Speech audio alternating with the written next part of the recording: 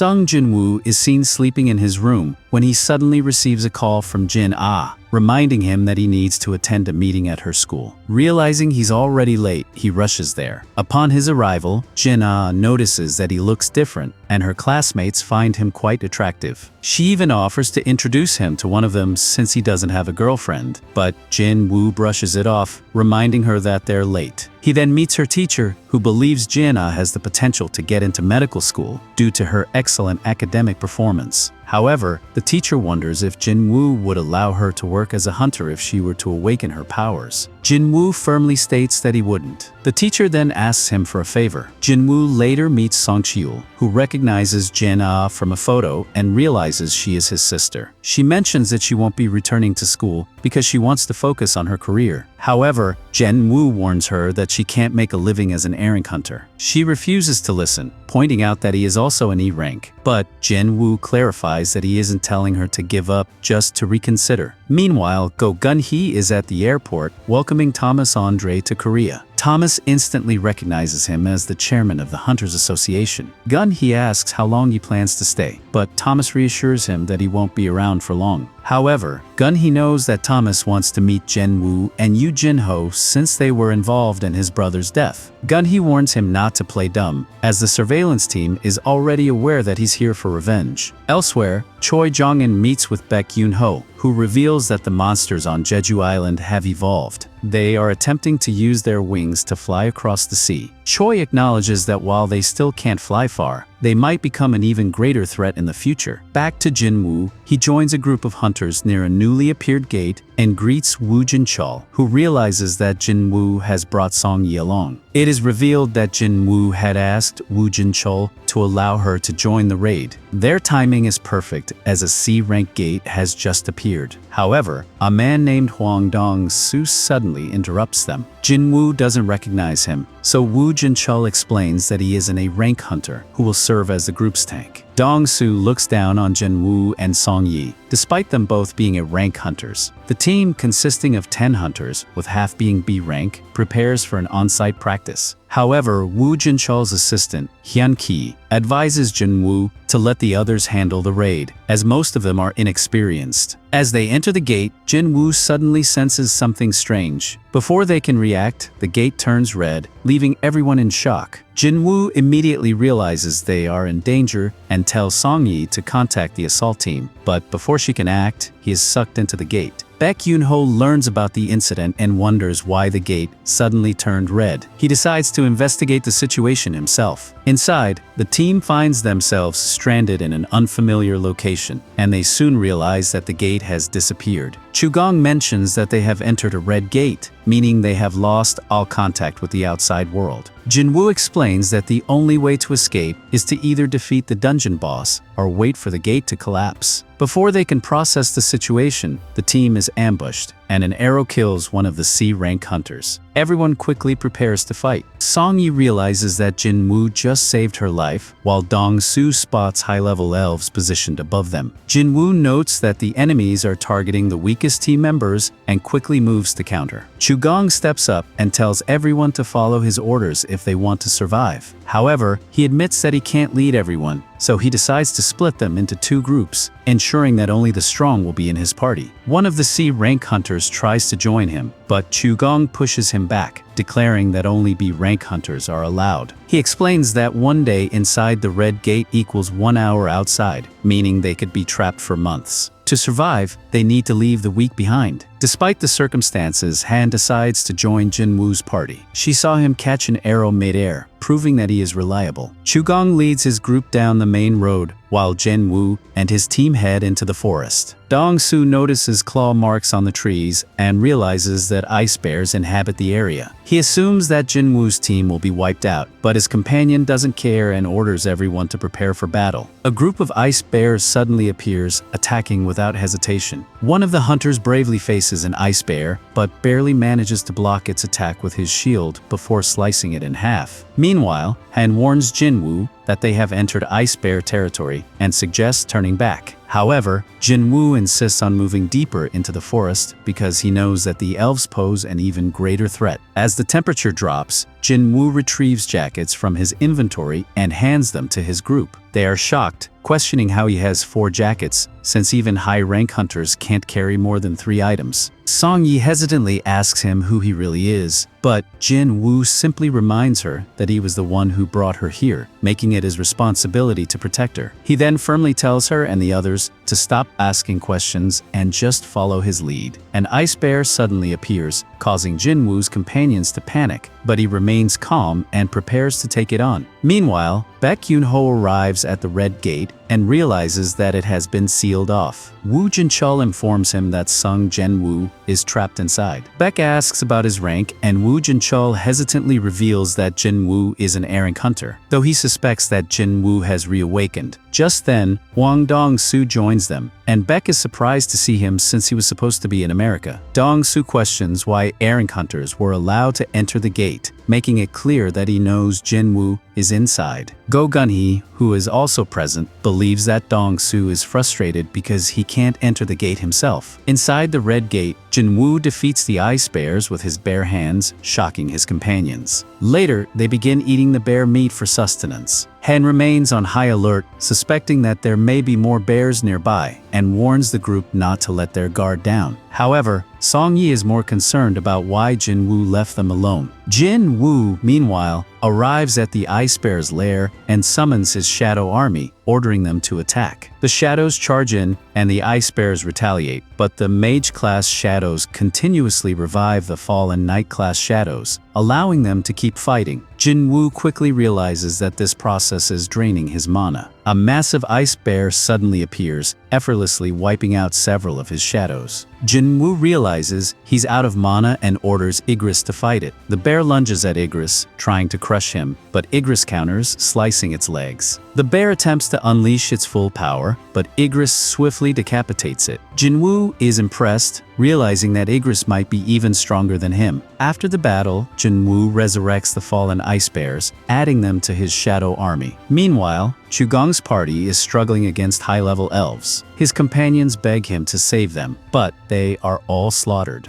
Devastated, Chugong can't believe what's happening. He was on the verge of becoming an elite member of the White Tiger Guild, yet he is completely powerless against the elves. He notices one of the elves smirking at him, and in sheer terror, he runs away, unaware that the elf leader is watching him from a distance. Back outside, Woo Jin-chul notes that 3 hours have passed since the hunters entered the gate. Hwang Dong-soo arrogantly assumes that Jin Wu is already dead and considers leaving. However, he can't shake the feeling of what Jin Wu might be doing inside the gate, given that he isn't an official member of the White Tiger Guild. Woo Jin-chul then reveals that Jin Wu is his friend, which is why he allowed him to join the party. Furious, Dong-soo grabs Woo Jin-chul by the throat, demanding to know what he's up to. Baek Yoon-ho orders Dong-soo to release him, but Dong-soo defiantly declares that he doesn't take orders from anyone. Tension escalates as both hunters unleash their auras, creating a powerful shockwave before attacking each other. Go Gun-hee quickly intervenes, stopping them before the fight escalates further. Gun-hee then reminds Dong-soo that his brother, Hwang Dong-seok, was killed by monsters, but Dong-soo refuses to believe it. He insists that Yoo Jin-ho is responsible for his brother's death and is determined to kill him.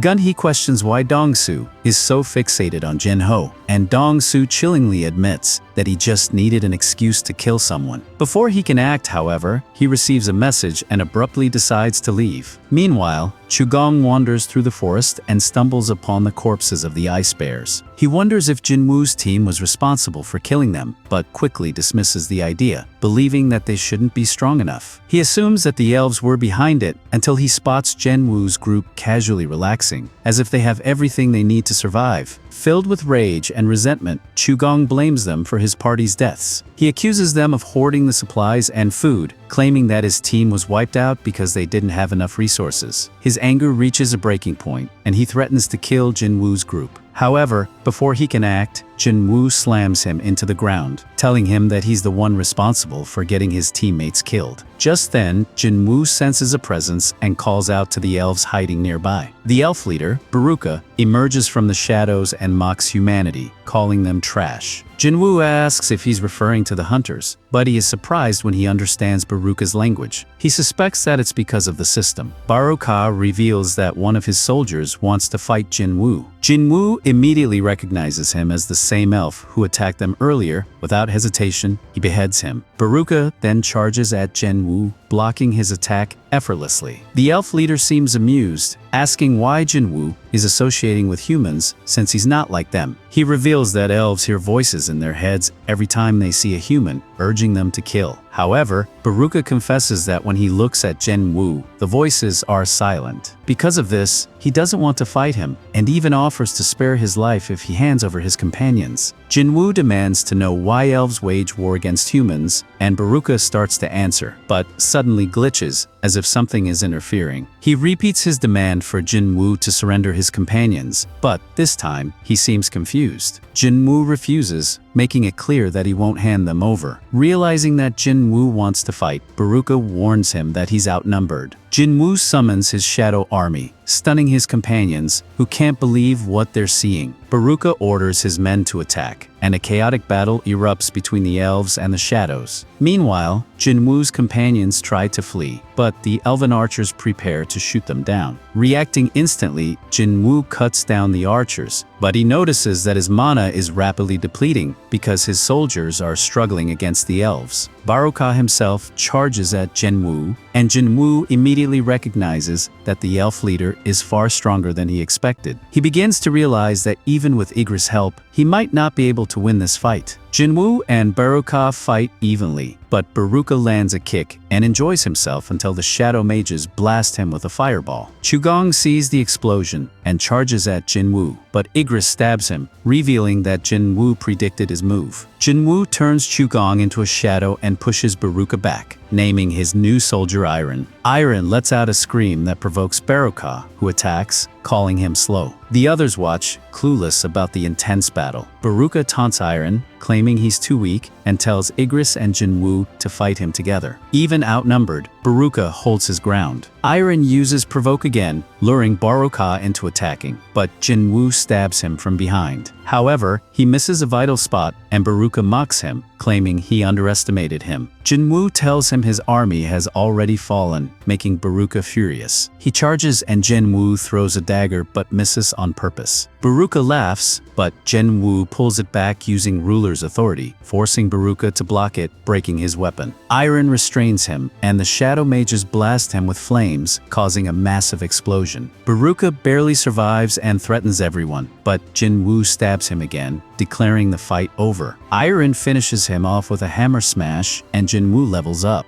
Iron keeps attacking Baruka's body until Jin Wu orders him to stop. Jin Wu tells his team they can go home, and they celebrate. Wu Jinchul notes that a week has passed inside the Red Gate, but as the gate disappears, only Jin Wu's group makes it out. Baek Yun-ho is shocked, wondering how only low-rank hunters survived. He demands answers from Jin Wu, reminding him that 6 White Tiger Guild members are missing. But Jin Wu simply says he saved 2, implying Baek should thank him instead. Baek apologizes, but Han notices that Jin Wu looks upset. She doesn't know why, but Song Yi assumes he's just exhausted. Baek orders Wu Jinchul to bring Jin Wu to their guild. Jin Wu takes Song Yi home, and she thanks him for everything. On his way back, he examines Baruka's knife, recalling how he failed to turn him into a shadow. The next morning, Yu Jin-ho picks him up, but Jin Wu says they need to pick someone else first. Song Yi joins them looking tired. Jin Wu asks if she slept, but Jin-ho misreads the situation, teasing him about spending the night with her. Jin Wu ignores him, and they head to their next mission. During the battle, Jin Wu's shadows slaughter the monsters, shocking Jin-ho. He asks about them, and Jin Wu casually explains that he summoned them with his skill. After the fight, they collect mana crystals, but Jin-ho insists on gathering them himself. Meanwhile, a mysterious man appears in the wreckage, assuring a panicked soldier that his companions are alive and that he just wants to go home. Jin Wu and Jin Ho celebrate their 19 successful raids. Jin Wu asks about Jin Ho's plans, and he reveals that he'll take the Guildmaster's license test to negotiate with his father. Jin Wu mentions that they won't see each other for a while. Jin Ho assumes Jin Wu finds him annoying, admitting that his own son dislikes him and that he and Jin Wu never bonded as brothers. He thanks Jin Wu for everything, and Jin Wu finally acknowledges him as his younger brother. The mysterious man is revealed to be Alon, a hunter trapped in a gate for 10 years who somehow ended up in America. They mention that Alon can't speak English and need a Korean interpreter to interrogate him, so they call Hwang Dong-soo. Meanwhile, Jin Wu returns to Demon's Castle, recalling that he was only level 20 when he fought the Cerberus, but now his level has tripled, making him confident in clearing the dungeon. He unlocks the next area and receives a quest to collect 10,000 demon souls to craft the elixir of life. Though the amount seems ridiculous, he is determined to complete it. Meanwhile, Jin Ho talks to his father, Myung Han, about becoming their guild leader. However, Myung Han knows Jin Wu helped him get the guild master license and doesn't think he's worthy. Still, he offers a chance on the condition that he recruits Jin Wu into their guild. Back in the dungeon, Jin Wu clears the first floor, but learns he can't turn demons into shadows due to their contaminated mana. He gains a permit to enter the second floor, but only through a teleportation circle. Not wanting to walk through the massive dungeon, he summons the leader of the Ice Bears, renaming it Tank, and rides it through the area. Demons try to block their path, but Tank charges through them with ease. Meanwhile, Cha Han is at a swimming pool when she recalls Choi Jong-in telling her about the winged monsters from Jeju Island. She wonders why the Hunters Association hasn't revealed it to the public, but Choi explains that it was a direct order to avoid causing panic. However, he reassures her that they are strengthening their guild to face any upcoming threats. Jin Wu continues hunting demons, realizing the monsters are B rank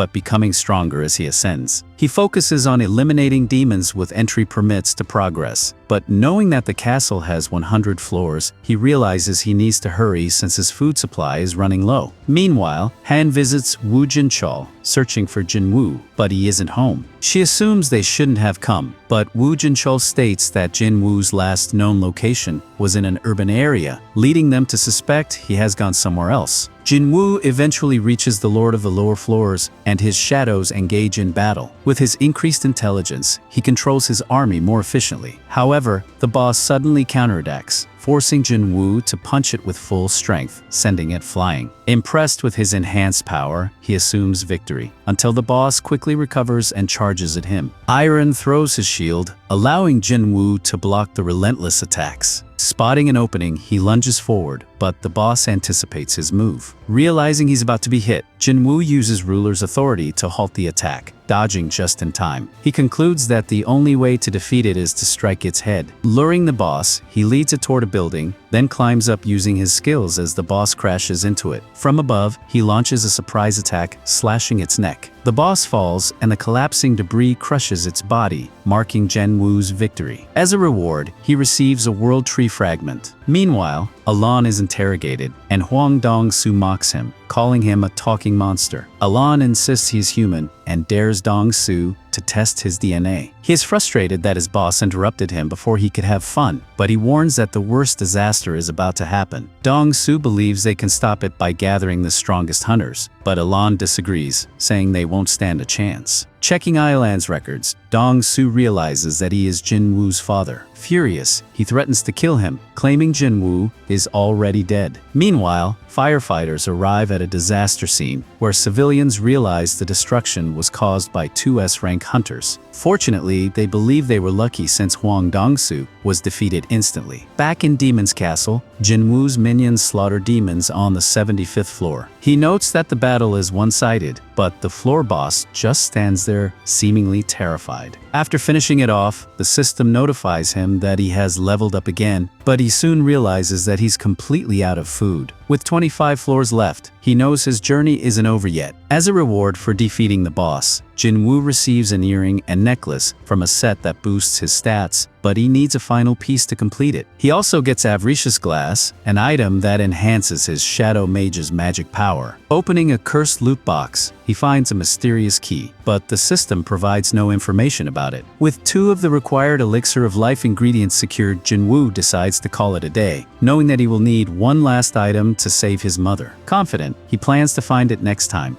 Jin Wu realized he needed just one more item to complete the Elixir of Life. However, retrieving it required far more strength, meaning he had to power up before returning to that demonic castle. The problem? He was still classified as a rank E and couldn't join high-level raids. Deciding it was time to stop pretending to be weak, he headed to the assessment center to get his rank reassessed. A scout from the White Tiger Guild was on the lookout for new talent, but all he saw were weaklings until Jin Wu walked in. The moment he saw him, he froze and immediately called the guild master. Even Baek Yun-ho was surprised when he heard that Jin Wu had come for a reassessment. While waiting in line, a nervous newbie was sweating bullets, terrified of getting a low rank and struggling to pay his bills. Another guy tried to reassure him, saying, "Relax, bro. If you at least hit rank D, the smaller guild scouts will be all over you." Finally, it was Jin Wu's turn. Inside, he handed over his information, ID, documents, everything. The lady at the desk chuckled. "Another frustrated rank E who can't accept he's a loser? Ha," she joked. She told him to place his hand on the black crystal, but when he did,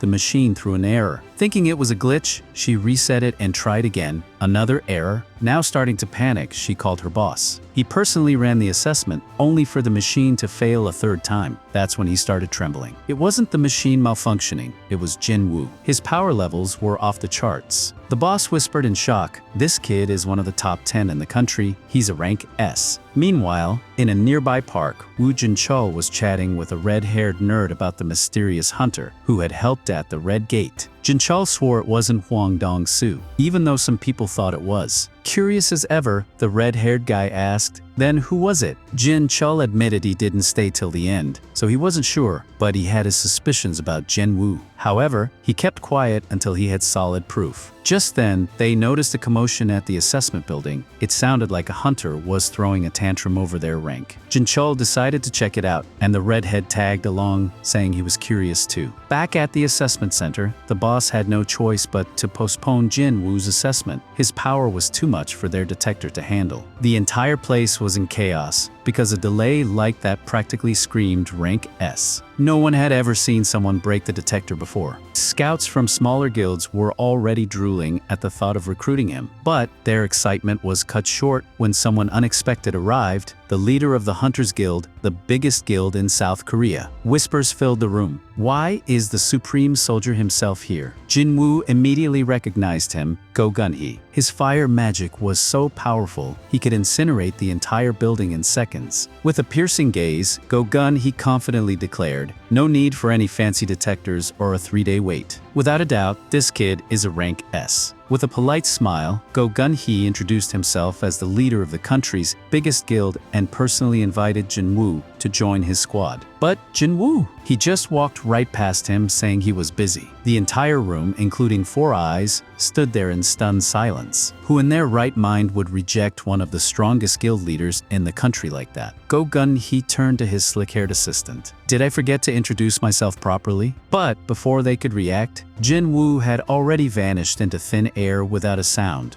Gun-hee smirked. He'd make a damn good assassin. Things got even crazier when Baek Yun-ho, completely out of breath, stormed in. Gun-hee, noticing how far the White Tiger Guild headquarters was, smirked. "Did you morph into a tiger to get here that fast?" Still, Baek was late to the party. Gun-hee assumed he already knew everything, and this confirmed his suspicion. Jin Wu was the mystery hunter who had saved the White Tiger Guild during the Red Gate incident. Baek was equally shocked to see Gun-hee there and grumbled, of all people to compete for the kid, It had to be that fiery-haired bastard. Meanwhile, in the background, some chubby dude was celebrating his rank C achievement. Later that night, Jin Wu visited his mother in the hospital, silently hoping for a miracle to wake her from her coma. He whispered, "Just hang on a little longer, Mom. I'll find a way to save you." Out of nowhere, Wu Jinchul appeared. "Were you the one who defeated those monsters in the double dungeon that day?" he asked. Jinchul admitted that Jin Wu had taught him not to always trust his gut instincts. Jin Wu casually replied, "We meet again."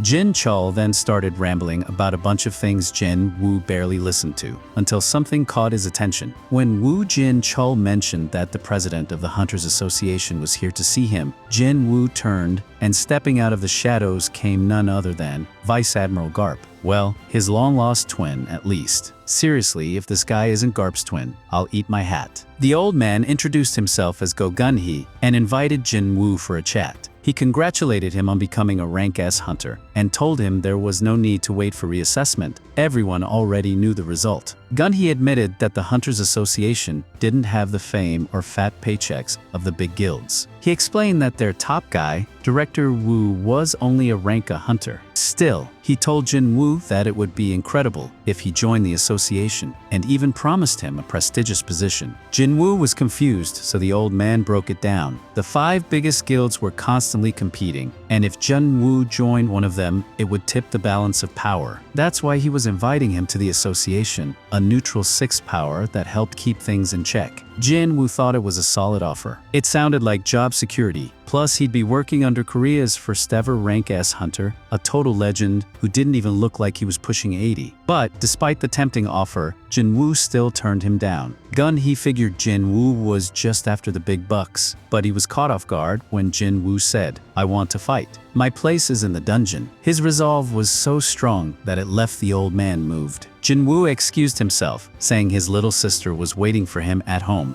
Gun-hee sighed, canceled all his plans, and turned to Director Wu, "Let's hit the bar." On his way out, Jin Wu muttered that he didn't accept the offer because the association mostly handled rank D and E gates. He needed to get stronger fast, his mom was waiting, and there was no time to waste. The next day, Huang Dong-su woke up in the hospital completely wrecked. The deputy guild master asked him if Iwan was really a magic beast disguised as a human. Dong-su scoffed. "Does that freak look human to you?" The deputy mentioned that HQ was tracking Iwan, but he doubted they could catch someone even America's strongest hunter couldn't handle. Dong-su vividly remembered the guy stepping on him and warning, "Stay away from my family, or you'll wish for death 1,000 times over." Fueled by rage, Dong-su was already plotting his revenge. Meanwhile, Jin Wu was browsing for artifacts to boost his power, but quickly realized they were so expensive that he'd have to sell both kidneys just to afford half of one. He considered selling the Orb of Greed he had picked up, but worried about explaining how a supposed rank E hunter had something that could only come from high-level gates. Then, he saw a job ad hiring for a mining team and thought, well, maybe this could work. Over at the association building, Go Gun-hee was digging into more info about the kid. He found out that just 4 months ago, Jin Wu looked like a total rookie. The guy was impressed that Jin Wu had survived so long before awakening, considering he used to get clapped by even the weakest goblins. Jin Chul mentioned that Jin Wu had been paying for his mom's eternal sleep treatment and his sister's college tuition. One record even showed Jin Wu had joined a raid team from the Hunters Guild. Gun-hee assumed Jin Wu was just after money, as expected, but he was surprised to see that Jin Wu had joined the mining team instead of the attack team, where the real cash was. And there he was, looking like a construction worker, ready to get his hands dirty. First, the attack team went in, led by Four Eyes. The guy launched a fireball that fried an entire group of chupacabras in seconds. He was so overpowered that a squad of tanks had to block his own attack. After clearing everything except the boss, the attack team called it a day. Jin Wu could tell right away, this Choi guy was a beast. He made sure to suppress his presence so he wouldn't get noticed. Right behind Four Eyes was the vice master of the Hunters Guild, Cha Han, aka the ballerina. Jin Wu was amazed by her aura, but she wasn't far behind either. Noticing a strong presence, she thought it could only belong to President Go. Jin Wu had to max out his stealth mode to avoid being detected by her superhuman sense of smell. That's when the mining crew rolled in. They worked hard to gather all the crystals and monster carcasses, but Jin Wu, he only had eyes for the dungeon boss. The The boss radiated power even greater than Vulcan or Medus from the demonic castle. Jin Wu couldn't wait to go one-on-one with this rank A beast. Out of nowhere, he overheard the crew gossiping about how they brought a rank E to work. Meanwhile, some wannabe tough guy bumped into him, trying to flex. But one icy glare from Jin Wu nearly made the dude wet himself. Everyone started questioning if this guy was really a rank E. He looked way too strong for that. When it was time for a break, the whole crew rushed off to eat. But not Jin Wu. He kept mining, saying, "I'm almost done." Once he was finally alone, Jin Wu bolted straight into the dungeon at full speed. He figured he had an hour-long break, plenty of time to sneak a peek at the boss. Jin Wu knew he couldn't kill the monster because that would close the portal and cost the Hunters Guild a fortune, but he just couldn't resist the temptation. He had already summoned his dagger when Cha caught him red-handed. She raised an eyebrow. "What the hell are you doing here?" Jin Wu was so surprised he couldn't even respond. Then, he went full improv mode and said he got lost and ended up there by accident. Smooth. Real smooth. Cha folded her arms. "Back off. This is the boss's room."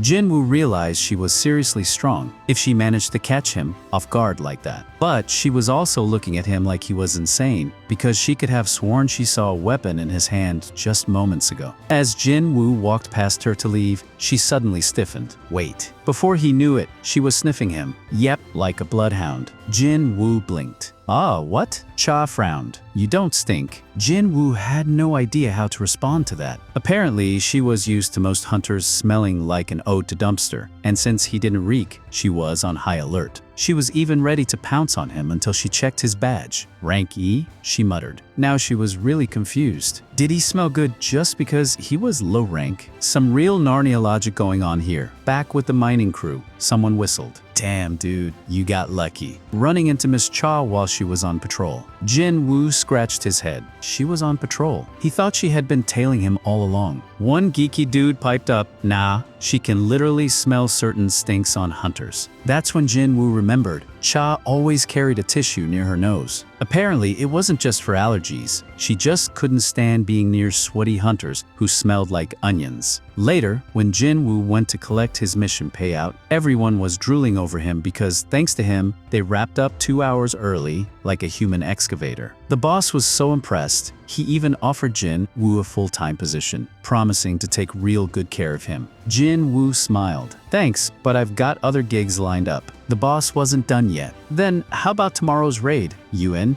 Jin Wu's eyes widened. "Wait, another rank A raid? Already?" Apparently, this guild was built different. They were one of the only groups in Korea that could split their forces and run multiple high-level raids at once. Jin Wu even asked what time he should show up, and the boss got so hyped, he doubled his pay on the spot. Not bad for a guy working for $5 an hour. That night, Cha called the guild. "Hey, I need some info on a guy named Sung Jin-Woo. He was on the mining crew." She told him he might have gone off the rails since he claimed he got lost earlier. She suspected he could be a spy from another guild. But let's be real, she was just looking for an excuse to stalk our hero. Then came the shocker. "Oh, Master Choi ordered research on that guy too," the guild said. But the association locked down his files. Cha nearly dropped the phone. "Wait, what? They locked his files? For a rank E?" Yeah, that was definitely suspicious. She was about to ask more questions, but the boss just chuckled and hung up on her. Now she was lying in bed, staring at the ceiling, wondering why Jin Wu was the first hunter she'd met who actually smelled good. And here's the secret, buddy. He uses Lightning McQueen's cologne. Meanwhile, back at the mining crew, Jin Wu suddenly remembered his first ever raid party. The others were calling him to lunch, treating him like a hero. But out of nowhere, a knight from the attack squad showed up. "Hey, we need a replacement." "Our shield bearer bailed," he said. The miners exchanged nervous glances.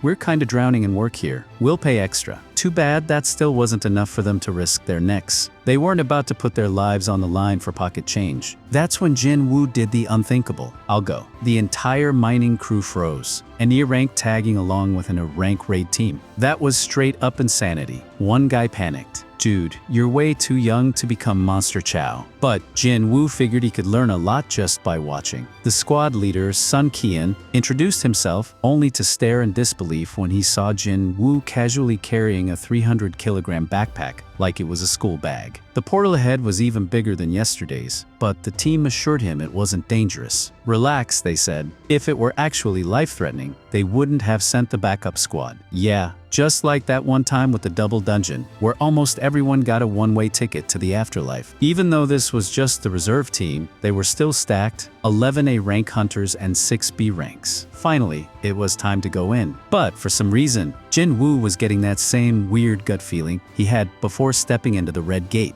And that was never a good sign. Inside the dungeon, a beautiful mage reassured Jin Wu not to be scared. "We've got your back," she said, especially emphasizing herself since she was a rank healer. "If you get hurt, I'll patch you up in no time." She even started reciting an old saying, "If the mage gets hit, it's the tank's fault. If the healer gets hit, it's the attack squad's fault. But if the shield bearer gets hit, everybody screwed up." Basically, Jin Wu was only in danger if the whole squad got wiped out, comforting. Meanwhile, Hyun was hyped. This was his first time leading Group B, and if he pulled this off, he might get promoted to full-time leader. But before he could bask in his imaginary promotion, a noise echoed through the dungeon. The entire team snapped into formation like a well-oiled machine. Jin Wu was impressed. Nobody even needed to be told what to do. This was the power of an A-rank squad. Then a pack of coyotes showed up. The squad wasted no time slicing them to pieces. Honestly, if they had struggled with this, it would have been embarrassing. Jin Wu soloed 300 of these things back in episode 2, while still being a total weakling. The mage called out, "Duck!" before lighting up the entire area, vaporizing the enemies in a flash. But something was off. Coyotes? In an A-rank dungeon? That didn't make sense. They were only C-rank monsters, way too weak to be here. That's when Jin Wu noticed something strange. These weren't just wild mutts, they had collar marks on their necks. Someone had domesticated them. And that's when the real demons of the dungeon crashed the party. A whole squad of high orcs appeared, and the team immediately started sweating bullets. One of them chucked a spear at light speed, nearly shattering the leader's shield. The orcs rushed in, and the Red Knight tried to block them. They used him as a stepping stone and went straight for the mages. One of them caught a fireball right in the face, didn't even flinch. Turns out, their magic resistance was built different. The catgirl managed to hold one down with magic whips, but the guy was a tank. 5 seconds max. She yelled, "That's all I need." The mage replied, summoning 2 massive fire soldiers. Problem? He used up all his mana. Now he was just a sitting duck. The martial artist chick went for a fancy Karate Kid move, but the orc hit her with a full body tackle, sending her flying into a wall. Things got worse. More orcs started surrounding them. Kian ordered the team to split into 3 groups. Even though this was in a ranked dungeon, nobody expected 20 high orcs to spawn out of nowhere. That was not what the portal scanner showed. And it didn't take long for the first unlucky soul to lose an arm. The mage chick tried to trap the orc, while the healer flexed her OP skills and straight up regrew the guy's arm like it was no big deal. But the orc snapped the bindings like they were paper and teleported behind her, about to send her straight to the respawn screen. Meanwhile, Mr. Backpack himself, Jin Wu, had mysteriously vanished. Suddenly, an orc started choking in midair. Turns out, Jin Wu was in stealth mode, going full ninja, slicing up the beast from the inside out. The healer had zero clue what just happened. Another orc randomly lost his footing because a deep cut appeared on his ankle, right before Kian split him in half. The squad was confused. Why was this fight suddenly easy? Then they realized Jin Wu was secretly weakening the orcs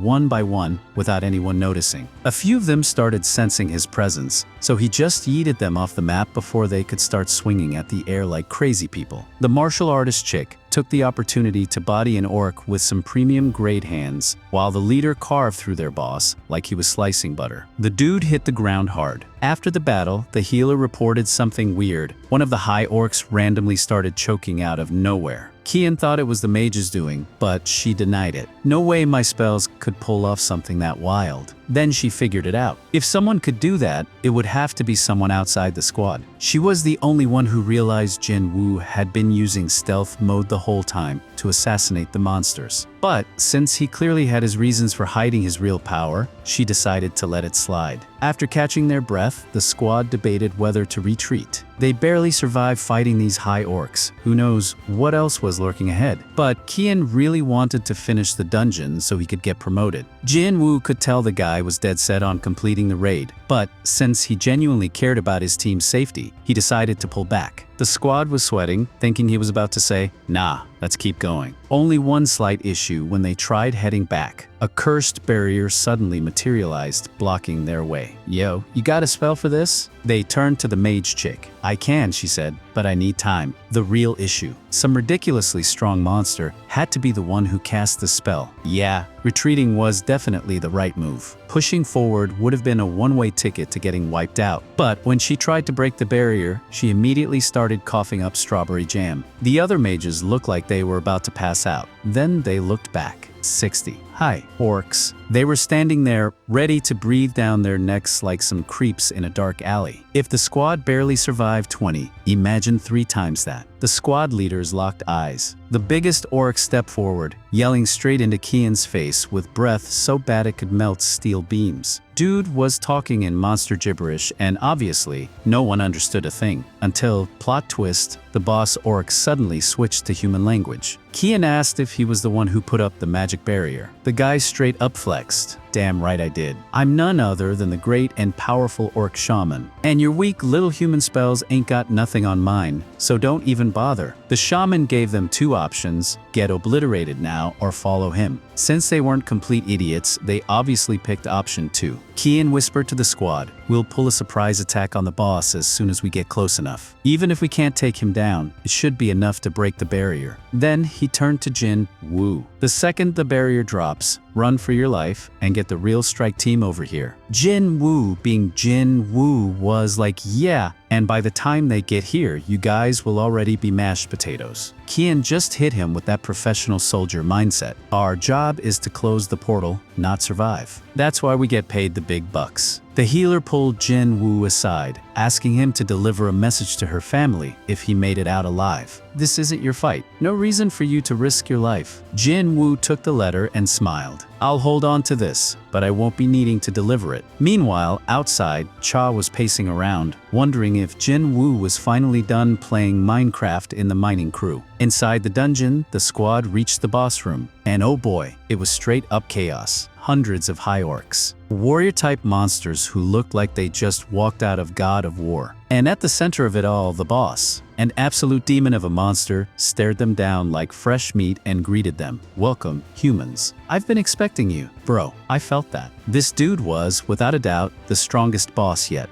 Cha-Han had already said that an errant hunter volunteering for an A-rank dungeon was pure insanity. Now she was certain Jin Wu had some kind of hidden power. The previous day, she had declared she was going into the portal alone, and when the chief offered backup, she told him to relax, it was personal business. But then she realized she had forgotten her sword and asked if anyone had a spare weapon. The chief handed her a rock pickaxe, and she was like, "Got anything better? Maybe a sword or spear." But yeah, asking a mining crew for combat weapons wasn't going to work. She returned the pickaxe, saying she'd be fine. But the chief hit her with the classic, "You sure you want to walk in there empty-handed?" And just like that, she instantly regretted her life choices. Meanwhile, inside the boss room, the atmosphere was downright terrifying. The squad was already shaking at the thought that if all those superior orcs got out, the city would be wiped out in 5 minutes. That meant they had to take down the boss. But even his 4 guards looked like nightmare fuel. The soldiers were just waiting for the signal to jump the shaman when the Orc King suddenly removed his mask and asked if the humans were afraid of him. Did he even need to ask? The entire squad looked like they were about to have a full-blown panic attack. Baek Yoon-ho somehow mustered his courage and asked why they had been brought there when 60 orcs had already been more than enough. The Orc King just laughed and said it was all for fun. He planned to crush their skulls one by one for entertainment. Then, mid-monologue, he suddenly noticed someone unusual among the humans. Baek, meanwhile, was losing his mind, realizing they were nothing but playthings for the monster. He gave the order to attack, but no one moved. They were so terrified they might as well have been turned to stone. In the end, he charged in alone, but the boss casually summoned a magic ice spike and launched him across the room. Then, as if that wasn't enough, the Orc King started using gravity magic to play catch with Baek's head against the floor. Just as he was about to slam him into the abyss, someone intervened. It was Jin Wu. Jin Wu told the Orc King that this dungeon belonged to the Hunter Guild and he shouldn't be messing around here. But since the entire squad was about to be wiped out, he asked if he could just delete all the monsters in the room. One of the orcs tried sneaking up on him, but this time, it was the orc who got bounced around like a rag doll. Jin Wu turned to Beck, who was practically begging him to save them all. The Orc King acknowledged that Jin Wu was strong for a mere human and asked how long he thought he could last against them all. Jin Wu admitted he had never felt energy this powerful, which only made the Orc King more arrogant, until Jin Wu hit him with a smirk and said, "Oh yeah, this fight's gonna be brutal for you guys." And with that, he summoned his shadow army, stronger than ever. Outside the portal, Wu Jin-Chul pulled up in his fancy limo, and the miners were left scratching their heads. Why was a high-ranking inspector so interested in Jin Wu? He asked the chief where Jin Wu was, and at this point, that was the second time that day someone had asked him that. The guy with the permanently scared face, the one who had tried intimidating Jin Wu before, admitted something had always felt off about the kid. Dude was so terrified that he looked like his soul was about to get evicted. The chief finally spilled the beans. Jin Wu had volunteered as a tank in the attack squad. Wu Jin-Chul just stood there like, what in the actual hell is this kid thinking? Someone even asked if Jin Wu had killed anyone, and Wu just sighed, guess we'll find out in tomorrow's headlines. Then, out of nowhere, a massive energy explosion rocked the portal, nearly flattening everyone. Cha Han was trying to figure out how Beck's team had managed to take down so many superior orcs, but she knew that if that energy belonged to the boss, none of them were making it out alive. Back in the boss room, the Orc King was straight up mocking Jin Wu, laughing at his pathetic little soldiers and claiming they were no match for his mighty army. Jin Wu just smirked and warned him not to underestimate them, because they were about to get erased. He activated Monarch's domain, boosting his shadow soldiers' strength by 50%. That was a skill he had obtained after climbing 70 floors in the demon castle, and now his army was built different. The mages watching the fight could barely comprehend what they were seeing, while they struggled to summon 2 soldiers. This random human had an army with energy levels off the charts. The Orc King finally gave the signal, and his horde charged into battle. Iron tried trash-talking them, but the orcs were too OP, so he just went full Thor mode and smashed them into oblivion. Igris, on the other hand, was on demon time, slicing through 30 orcs in the blink of an eye. But even they couldn't compare to the real monster. Jin Wu was out there treating this like recess at the playground, and the squad was watching in shock. Dude fought just like Vice Leader Cha. They were all wondering why the hell he had been hiding that he was this strong. Except for Igris, Iron, and Tank, the rest of the shadows were basically at a B-rank hunter level, so Jin Wu had to wipe out as many orcs as possible before his mana ran out. Out of nowhere, the boss dropped the Dragon Fire Anthem, wiping out almost all of Jin Wu's shadow soldiers. He mocked them as useless little puppets, but Jin Wu just smirked and warned him, "Better watch yourself, bud," since his soldiers would keep respawning as long as he had mana. The boss then tried dropping an iceberg on Jin Wu's head, and before he could react, he was already eating a full magic combo. The Orc King screamed that he'd keep obliterating those shadows until Jin Wu's mana ran dry, while the weaklings ran for their lives, dodging the crossfire. Outside, the association measured the portal level and realized it was way stronger than expected, so they ordered reinforcements ASAP. Back inside, the Orc King was dying of laughter, thinking Jin Wu must be running out of mana. But who gets the last laugh? Unlike in his class change quest, here Jin Wu could chug as many mana potions as he wanted. That's when things got real fun. Jin Wu extracted shadows from all the defeated superior orcs, then looked the Orc King dead in the eyes and said, "You're next, buddy." That set the boss off. He tried to say Shadow Monarch, but the system hit him with a mental blue screen of death before he could finish. Instead, he sent his generals into battle, ordering them to bring back the humans' heads. Over at the Hunters Guild HQ, Chairman Go got the news. He thought Kian's team should be enough to handle it, but just in case, he ordered his assistant to gather the strongest hunters. If necessary, they'd even request backup from other guilds. Back in the boss room, the 4 strongest orc warriors charged in. The first one immediately got wrecked by Iron. Igris was dueling 2 at once, even dropping his sword, but the blade zipped right back into his hands. Tank wanted in on the action too, and slapped an orc so hard it basically got deleted. Jin Wu smirked, saying, "Looks like my generals are stronger than yours, ha." The attack squad was about to step in, but the Orc King activated the Hymn of Agony, paralyzing, blinding, and locking them in place. He smirked and said, "Side characters don't belong on the main stage." Now, he was about to show everyone what happens when you mess with the Great Carillon. He unleashed all his magic at once, but it shattered instantly, and Jin Wu just scoffed, saying he was immune to such weak curses. He summoned his mages to destroy that annoying iceberg, and with the Orb of Avarice, they became even stronger. A fireball pierced through the shield and exploded right in the boss's face. Now that really pissed him off. Meanwhile, Cha finally arrived in the middle of the chaos, still rocking her mighty pickaxe. She couldn't believe how many soldiers Jin Wu had summoned. She sprinted over to the attack squad, like, what the hell is going on? But even they couldn't explain it. Carillon, on the other hand, was done playing. Dude combined 300 spells at once and vowed to crush that kid like an insect. He stomped down like a colossal titan, but Jin Wu just scoffed, saying he had bad memories with giant enemies. Bro was just throwing salt in the wound at this point. First, the boss launched a massive fireball. Then, just for good measure, he launched 50 more, wiping out both the shadow soldiers and the superior orcs. The boss smirked and asked, "Are you starting to regret it, little human?" Before he could blink, Jin Wu was already on top of him, shoving a dagger straight into his eye. He hit him with the ultimate disrespect. The bigger you get, the easier you are to hit. Then, he really rubbed it in, saying a mere shaman like him was no match for an assassin. And let's be real, Jin Wu isn't just any assassin either. Channeling the spirit of Indiana Jones, Jin Wu dodged every single attack, then sniped 2 daggers that broke the boss's defenses and chained him up with a castle chain. He used Carillon's own strength to slam him into the ground like a ragdoll. Lucky for us, this fight even had a VIP audience. The association's inspector finally pulled up to witness the spectacle. He said they came to help,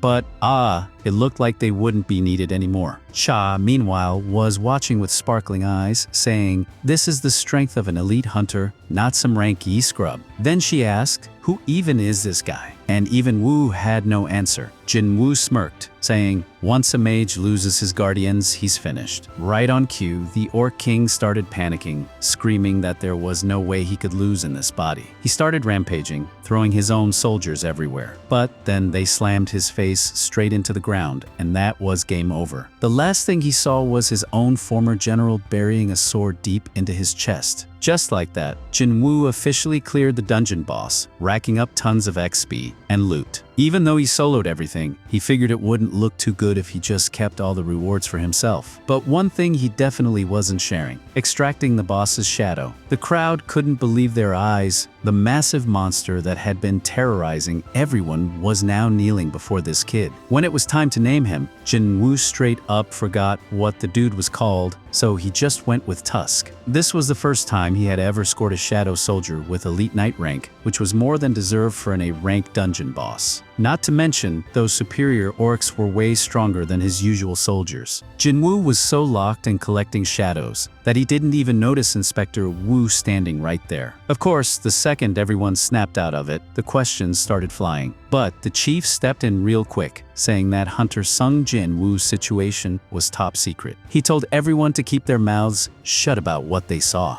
The assistants were going to escort him outside, and Wu asked everyone to cooperate and make sure his exit was low-key. Before he could leave, Ki-hin spoke up. He said he wasn't going to ask why Jin Wu was hiding all this power. One thing was for sure, the only reason they all made it out alive was because of him. So he straight up thanked Jin Wu for saving his entire squad. Just like that, the whole crew bowed their heads in gratitude. Jin Wu suddenly remembered, oh yeah, he still had to return that healer's journal. Meanwhile, Cha really wanted to talk to him, but one of the mages cut in like, Vice Captain, why are you holding a pickaxe? Cha instantly turned bright red and nervously asked, Jin Wu, do I look weird with this? Back at the Hunters Guild HQ, Chairman Go let out a deep sigh of relief. It all worked out in the end. First, Jin Wu saved White Tiger, and now he saved them. Go still couldn't wrap his head around just how much power this kid had been hiding. He asked his assistant, who do you think is stronger, him or me? And the assistant just hit him with, sir, do you really think you could solo in a ranked dungeon like that? Even Go had to admit, not a chance. Now they had one mission, do whatever it takes to recruit that kid. The reporters were losing their minds when Baek Yoon-ho and Choi Jong-in showed up, demanding to know what kind of catastrophe was unfolding. One clueless reporter even asked if they were there to recruit Lee Min-sung, but both guild leaders looked at him like he was a random NPC. They had zero idea who that guy was. The reporters, thinking they were about to get a major scoop, were utterly disappointed. Baek Yoon-ho couldn't help but laugh at Choi Jong-in, reminding him that Jin Wu had also saved his guild. But Choi fired back, saying at least his guild didn't almost get wiped out in a Red Gate incident. The two were about to start a full-on bragging war over who needed Jin Wu more when out of nowhere, a bushy-haired dude popped up. Turns out it was Lim Tae-jayu, the leader of the Reapers Guild. He casually asked if they were fighting over Min-sung, but both guild leaders simultaneously yelled that they couldn't care less about that clown. Meanwhile, Jin Wu arrived at the assessment center, wondering where all these reporters had crawled out from. He assumed the news about him had already spread, but apparently nobody was paying him much attention, except for one massive brute blocking his way. When Jin Wu tried to enter, the bodyguard straight up told him to scram. Jin Wu was about to throw hands when the association president, Go Gun-hee, stepped in, demanding to know who gave this guy the authority to keep Jin Wu out. The guard quickly shut up, and Go Gun-hee reminded Lee Min-sung not to forget who was really in charge here. Inside, the evaluation was already in motion. One of the officials, trying to determine Jin Woo's class, asked if he had any unique skills. Jin Wu, always the showman, decided to give them a little taste. With a smirk, he summoned his top generals. The entire room went dead silent. Then, he casually mentioned that if they really wanted, he could call in another 100. Baek Yoon-ho nearly had a heart attack, muttering that Jin Woo's power now dwarfed what it was back when he first saw him. He even admitted that Jin Wu could probably wipe out the entire White Tiger Guild in the blink of an eye. After securing his official rank S license, Baek and Choi approached him, clearly wanting a chat. But Jin Wu, knowing exactly where this was going, tried to make a swift escape. Before he could slip out, both guild leaders warned him, "You're not leaving through that door." He braced himself, assuming they had some insane contract ready to shove in his face. But nope, the real problem. The 300 reporters camping outside, waiting to ambush him. Over at Jinna's school, she was completely bewildered watching her brother on TV. Just 10 minutes earlier, Lee Min-sung had been out there flexing, claiming he'd protect humanity, even though he fully intended to retire rich in 2 years. But the moment the news broke that South Korea had a new rank S hunter, every single reporter ditched Min-sung like last season's fashion trend and rushed to cover Jin Wu instead. Meanwhile, down in the mines,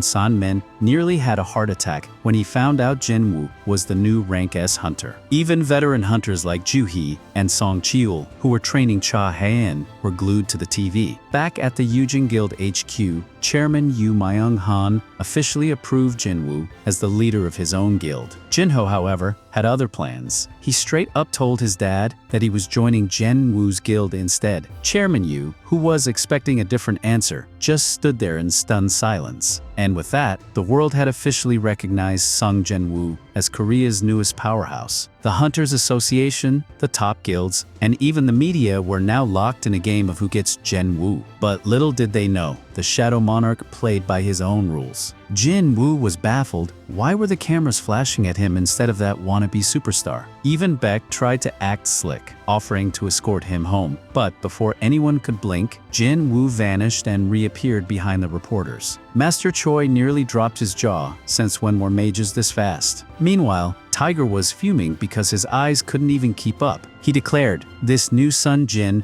Wu, he's stronger than both of us combined." Casually strolling into a high-end gear shop, Jin Wu examined some fireproof equipment and asked the owner, "You sure it's safe to leave such expensive stuff behind just to paint a glass?" The four-eyed shopkeeper, all cocky, boasted that the glass could take a full-force punch from an A-rank hunter. "If you can break it, you can take it," he smirked. Big mistake. A light tap from Jin Wu had the dude sweating bullets, stammering, "Jay, just kidding." He clearly wasn't, because that single tap nearly shattered the glass. Jin Wu then asked about a dagger and was floored to learn it cost 30 million won, even though it was weaker than his blue cassock dagger. When he asked about his own dagger from the system store, he nearly had a heart attack. The shopkeeper said it would cost 100 million. Meanwhile, Baek sat deep in thought, convinced that Jin Wu had been weaker back during the Red Gate incident. But now, this kid was casually breaking reality itself. Over at Jin Woo's place, peace was a distant dream. Reporters had set up camp outside, ready to ambush him for an interview. Suddenly, the doorbell rang. Jin Wu opened it, ready for war, only to find Jinho standing there like a lost puppy. Turns out, the little heir had made himself at home, crashing at Jin Woo's place. After the two passed out, Jin Wu snuck out, but not before warning his sister that someone might tail her. As a precaution, he placed a superior orc in her shadow as a guard and scattered extra shadow soldiers around the neighborhood, playing Dark Knight Protector. Hitching a ride with Jinho, he returned to the demon castle, now stronger than ever. But, of course, the system wasn't about to let him relax. It threw him an even tougher mission: defeat the demon monarch. Some goat-sucking demons, literal ones, not politicians, roamed the area, so Jin Wu handed the greed orb to Tusk. If that beast was already terrifying, imagine him with his power doubled. One fireball later, the Titan and everything in its path were reduced to ashes. Meanwhile, back in Korea, Jinho's dad landed in the hospital, sleeping for 2 whole days. The doctors mentioned something chilling. He might have eternal sleep syndrome, the same illness that had taken Jin Woo's mother. Suddenly, things got serious. Across the ocean, in Japan, 2 hunters spotted a giant flying ant near the demon castle. Jin Woo's shadow storage had skyrocketed, and he lamented that if he could extract demon shadows, he'd have an unstoppable army. He divided his forces into 6 squads, ordering them to obliterate everything and shout if they found a way to the next floor. But soon, he noticed something weird. His mana was draining way too fast. That's when he discovered that some traitorous knights were eliminating their own general. Time for Daddy to step in. One knight locked eyes with him and charged in, but Jin Wu dodged effortlessly and sent him flying. 2 others tried sneaking up from behind. Bad idea. Sliced to ribbons. Their captain, witnessing the massacre, muttered, "Can monsters feel fear?" And in that moment, he knew. Yes, they do.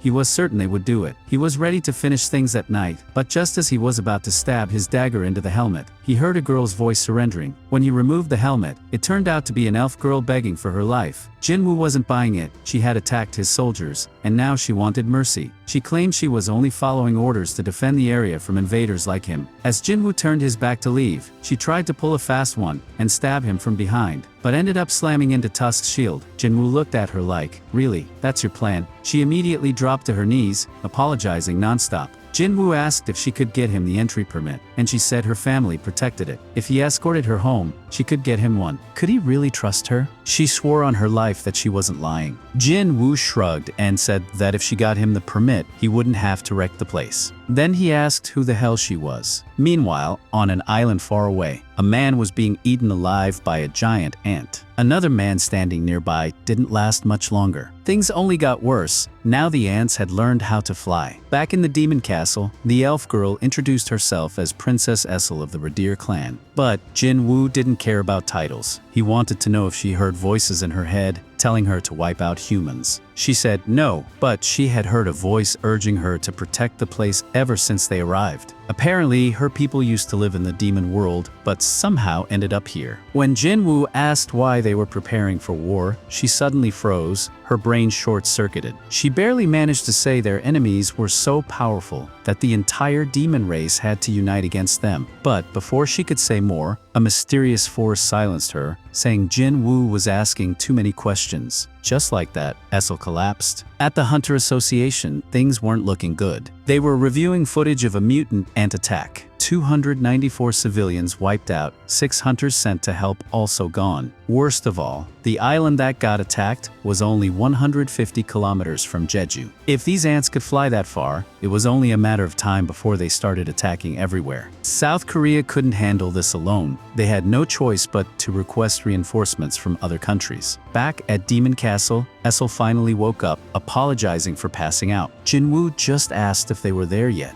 She pointed ahead. Her family's castle was just around the corner. When they arrived, her father immediately panicked. He demanded to know who this monster was that she had brought home. Essel tried to explain that Jin Wu was just a guest, but her father wasn't having it. He didn't trust someone who showed up with an entire army. Without hesitation, he ordered his knights to take Jin Wu down, but Jin Wu, calm as ever, said he just wanted the entry permit. That's when the king realized who he was dealing with. This was the man who had annihilated Vulcan and Midas like it was nothing. There was no way they could defeat him. With no other option, the king handed over the permit and told him to leave. But then Jin Wu dropped a bombshell. He was taking the princess with him. Before the king could lose it, Jin Wu clarified that he only needed her to find the other permits and promised to protect her. After a lot of hesitation, the king finally agreed. Outside the castle, Jin Wu kept wiping the floor with demon knights. He also noticed that Igris and Tank were getting stronger by the minute. Essel warned him that the monsters on the upper floors were way tougher than anything they'd faced so far. But Jin Wu told her not to worry. None of these so-called noble clans stood a chance against him. That's when Essel straight up asked why he let her family live, and Jin Wu, without missing a beat, hit her with the most unexpected answer: "Because I like you." Boom. Instant heart attack. Her brain short-circuited and her soul nearly left her body. But before she could start daydreaming about their future, Jin Wu casually told her she could go home now. He just needed the locations of the permits. He warned her that the upcoming battles would be way more dangerous, and it was too risky for her to stick around. Just like that, her heart shattered into a million pieces. She asked if she was useless to him now, but Jin Wu reassured her that she had already helped a lot. Still, she begged him to let her stay and watch him fight. She needed to see it with her own eyes. Jin Wu sighed, realizing he had no choice, and told her not to fall behind. And she wasn't exaggerating. The fights really were 90 times harder than before. But did that stop him? Nope.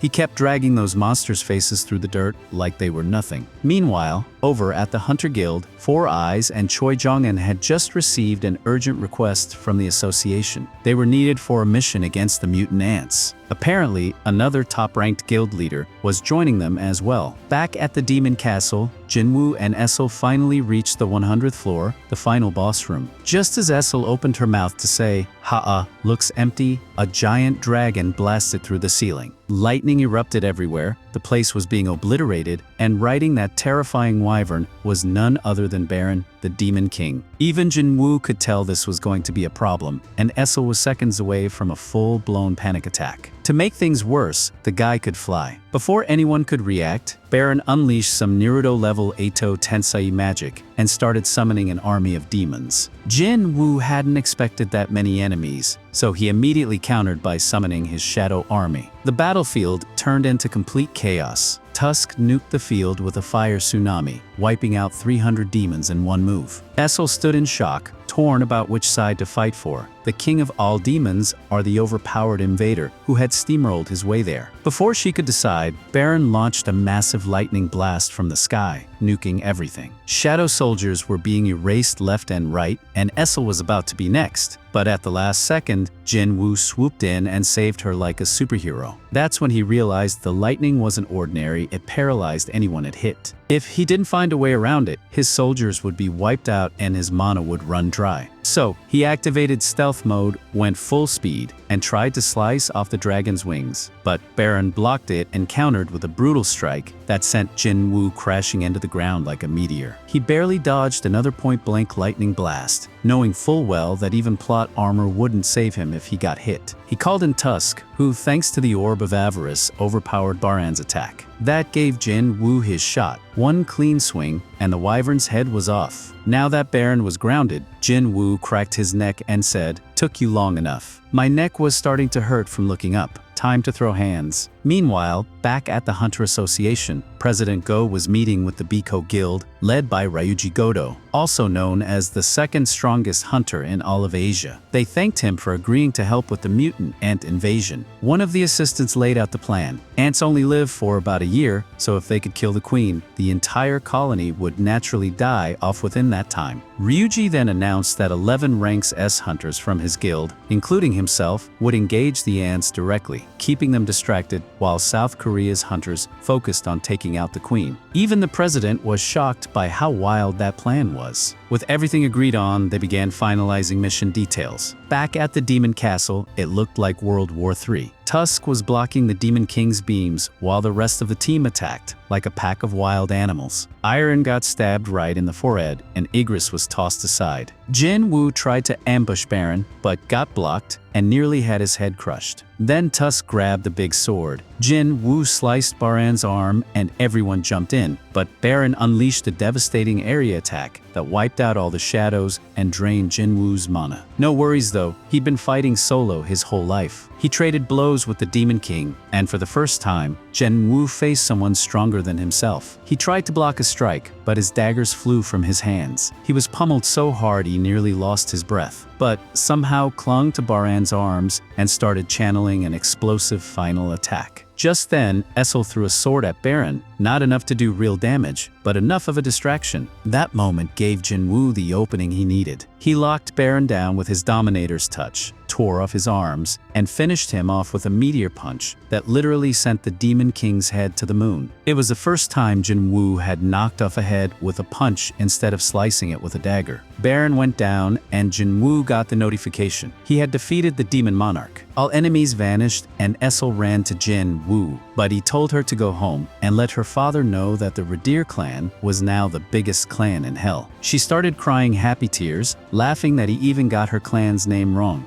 After everything, Jin Wu finally obtained the Demon King's purified blood, the key ingredient for crafting the elixir of life. But when he checked the crafting menu, there was a catch. The success rate depended on his intelligence stat, which was basically non-existent. Still, against all odds, he managed to brew 6 elixirs like it was nothing. Now came the real test: would it actually work? Before he could overthink it, Iron pulled up with the fresh corpse of that flying lizard from earlier. Jin Wu, never one to miss an opportunity, extracted its shadow on the spot, adding a wyvern to his army. The beast was massive and clearly built different. Essel wasted no time clowning Jin Wu for forgetting the wyvern's name, so he pulled the most Jin Wu move possible and named it Kaisel right then and there. Essel got hyped, saying they could ride Kaisel home in no time, and her dad would probably throw them a fancy banquet as thanks. Amid all these crazy rewards, Jin Wu unlocked one of the most broken abilities ever, Shadow Exchange. It let him swap places with any shadow in his army, no matter where they were. Basically, it was better than Sassek's Rinnegan and Law's room combined. That's when he hit Essel with the "my bad, but you're on your own" speech. Her castle was 20 floors below, and that was way too far just to eat a fancy dinner. She was this close to confessing her feelings, but before she could,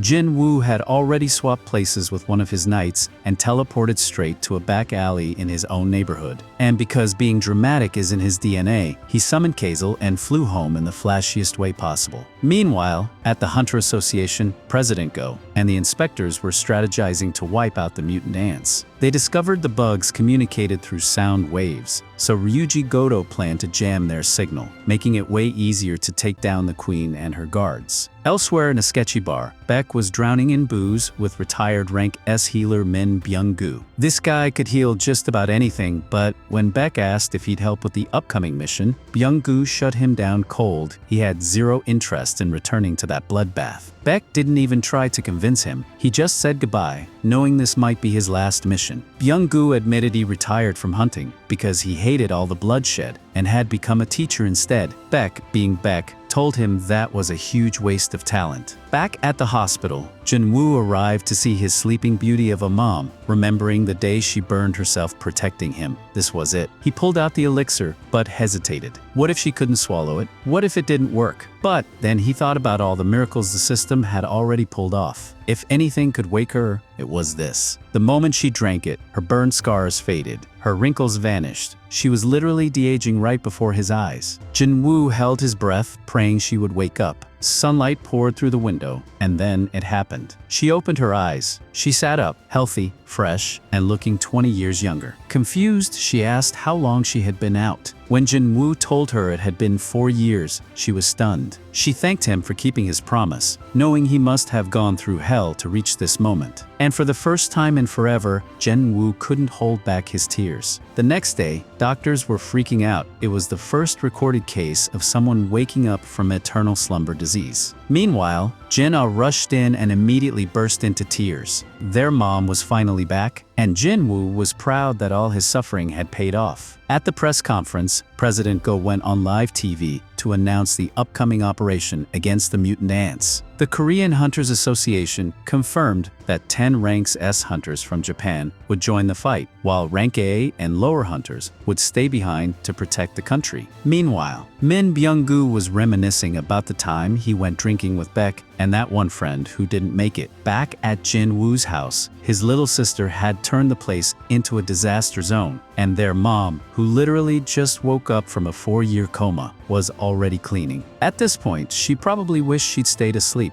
She found an old family photo and remembered that their dad pulled the classic going out for cigarettes move and never came back. She then saw the news about Jin Wu becoming a hunter like his father. Just as Jin-Ah was flexing about almost becoming a doctor, Jin Wu got a call from the association. President Go and Inspector Jeil were deep in conversation, wondering what in the hell Thomas Andre, the strongest hunter in America, was doing in South Korea. Was he here to help with the ant invasion, or just taking a random vacation? Jin Wu didn't get much time to speculate, because as soon as he pulled up, President Go hit him with the news. In 4 days, they were launching a full-scale operation to wipe out the mutant ants. He asked if Jin Wu was in. At first, Jin Wu hesitated. His mom had just woken up after 4 years in a coma. For once, he had something to lose. He was this close to saying no, until a monstrous tremor hit the entire building. President Go, somehow calm, looked out the window and said, "Yeah, that's probably the rank S hunter sparring at the academy." Naturally, they invited Jin Wu to come watch. What he saw was pure chaos, a high-level brawl that looked like it belonged in a final arc of some top-tier anime. Baek, in his furious tiger mode, was getting tossed around by a straight-up judo master. The guy even cracked a joke about Baek being too young to have all that gray hair. President Go explained that having all the rank S hunters in one place was extremely rare, and that insane energy surge from earlier just their warm-up. Jin Wu was shocked to see Baek struggling, but then Four Eyes Choi Jong-un showed up calm as ever, saying if Baek actually went all out, Dong Wook wouldn't stand a chance. Apparently, when Baek transforms fully, he becomes so terrifying that even the devil would start sweating. Meanwhile, the Japanese rank S hunters finally arrived, led by none other than Ryuji Goto. One of the Japanese hunters pointed at Jin Wu standing above them, asking who the hell that was. Their assistant explained Jin Wu had just been ranked S Goto. Sensing his insane aura, thought Jin Wu was some kind of monster assassin, but when told he was a mage, dude was genuinely shook. Lim Tae-ju noticed Jin Wu too,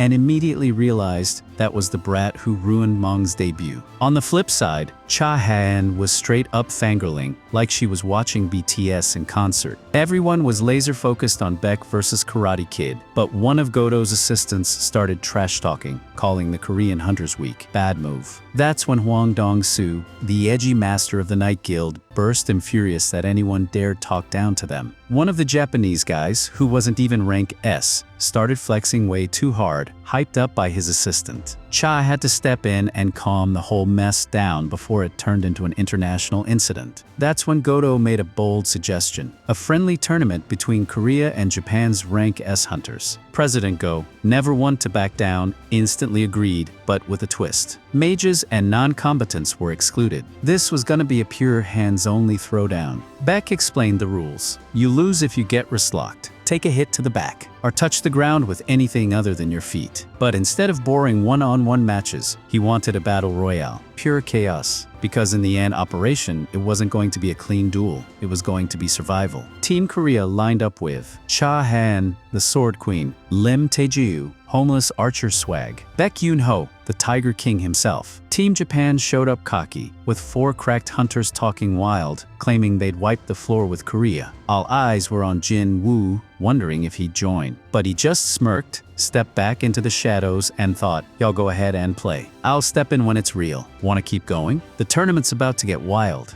Jin Wu finally obtained the last ingredient needed for the elixir of life, and thankfully, its crafting was a success. Without wasting any time, he arrived at the hospital to cure his mother's eternal sleep. Under the moonlight, Jin Wu prayed fervently for the elixir to work, and fortunately it did. His mother awoke. All the suffering and hardship Jin Wu endured had led to this moment, and it had all paid off. Meanwhile, Go Gun-hee announced the fourth raid on Jeju Island as the ants were evolving and heading towards Japan. South Korea and Japan joined forces to send their best S-rank hunters, with Godo leading the Japanese hunters. Go Gun-hee called Jin Wu, hoping he would participate in this raid. However, before Jin Wu could answer, he sensed the magical surge as all the S-rank hunters warmed up in the gymnasium. The Japanese hunters arrived, observing them. Godo proposed a friendly duel, but Go Gun-hee excluded the mage-type hunters. So, a Japan versus South Korea hunters team match began. Godo, being too strong, didn't participate. The rules were simple. Whoever grabbed the opponent's wrist or back or made the opponent fall would be the winner. The match started. They were all S-rank hunters, and Choi Jong-un worried about the building, even though it was enhanced by top-grade essence stones. Go Gun-hee thought they'd have to re-evaluate its durability. In the fight, Baek Yoon-ho couldn't go all out, and Kamamoto was purely defensive, eventually running off. Godo was testing the Korean hunters and became a little serious to attack Kamamoto. On the other side, Ma Dong-wook had already lost his match, and that archer lost too, leaving only Cha Han and Baek Yoon-ho. Baek Yoon-ho found himself in a tough spot fighting against two, while Cha Han gained the upper hand. Known as a dancer for her swift and accurate moves, she won her match and tried to help Baek Yoon-ho. But instinctively, she attacked Kamamoto too hard when he tried to stop her, causing him to go berserk. Jin Wu had to step in to stop him easily. Godo couldn't believe Jin Wu was a mage-type hunter and decided to find out the truth himself. Jin Wu told Cha Han to give up because Baek Yoon-ho had also lost his match. Godo's assistant informed Jin Wu that Godo wanted a match. Jin Wu agreed on the condition that Godo went all out. Godo thought Jin Wu was getting ahead of himself. Far away, Jin-ah saw the news about the Jeju Island raid on TV and decided to enlist in the defensive force. Back at the gymnasium, everyone sat down to watch Jin Wu's match. Cha Han had seen Jin Wu clear an A-rank dungeon easily, but still doubted if he could win against the S-rank Godo. Baek Yoon-ho felt the same, as Jin Wu was supposedly a mage type, but strangely, he was excited to watch. Just as Jin Wu got ready, Godo attacked him in a flash.